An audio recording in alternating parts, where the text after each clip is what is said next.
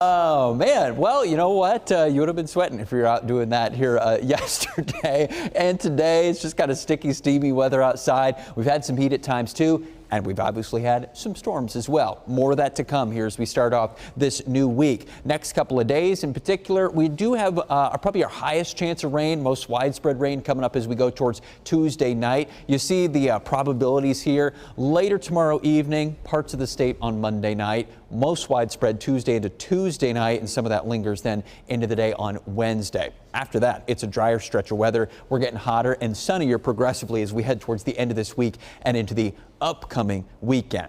In the meantime, next couple of days, like tonight, we didn't really have much in the way of severe weather. There was one stronger storm that went down to Taylor County earlier this evening, but for the most part, just kind of heavy downpours and some lightning. There is the chance of maybe a couple of stronger cells up in northwest Iowa in that level 2 risk, that yellow colored zone tomorrow night, and then during the day, afternoon, evening, across central and southern Iowa as we head towards Tuesday. Mainly probably a hail and wind threat. Monday, there might be a tornado possibility, but that would be more likely up into Minnesota. Today, we just had some cool cloud structures. These are asperitas clouds from just north of the Saylorville Dam, looking south here towards the Des Moines area, basically from Diana's. She was just getting off the water in time before that storm got too close to her. Those kind of wave structures on the undersides of the clouds, though, are really neat, but they're not inherently dangerous. You just sometimes see them. Not really much in the way of storms now as you look at the radar picture. Just leftover residual cloud cover and a few raindrops lingering from those storms earlier on. Little ripple of energy that brought us some of those,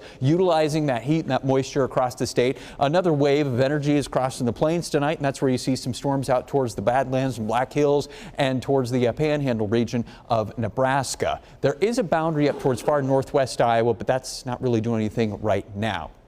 You can see the high resolution modeling where it started with wasn't really matching what we're seeing right now. So this is kind of one of those situations where we can't really predict precisely times and locations of storms, just because anywhere there's a little bit of energy that pops and makes the storm go, we have the heat and the moisture to make it happen. So there's a chance of a storm as we head towards tomorrow morning, but overall, actually, most of tomorrow will be dry and more sunny than today was. Therefore, probably hotter. Upper 80s, feeling like lower 90s. Our boundary I mentioned up in northwest Iowa, that will be something we'll watch then by tomorrow night. You see it tries to activate with some storms as we head towards the evening hours. There will be a lot more widespread storms up in Minnesota, but some of those might develop farther south into northwest Iowa, Emmitsburg, Esterville, maybe Cherokee, Pocahontas, and so on.